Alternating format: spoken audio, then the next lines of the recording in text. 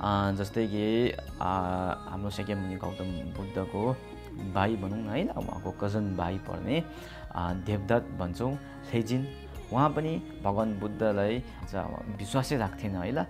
उहाँले बताउनु भएको धर्ममा विश्वासै राख्थेन, थेपै थिएन है ल।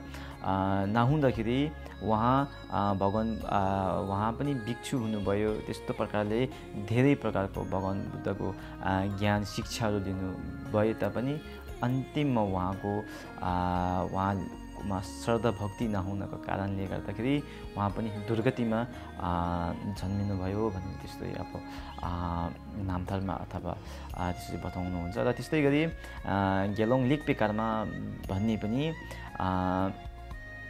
गौतम बुद्धसँग 25 वर्ष उहाँको गौतम बुद्धको स्याप्सी अथवा उहाँको चेला जस्तै गरी उहाँलाई सरसहयोग गर्दै 25 वर्ष गौतम बुद्धसँग बिताउनु भयो भन्छ है ल।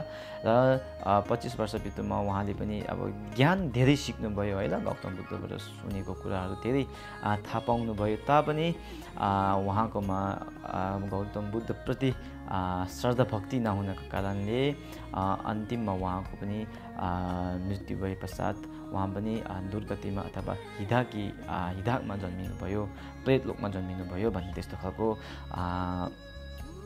उदाहरण हामी धेरै के भन्छ पुस्तकमा पाउँछौँ है।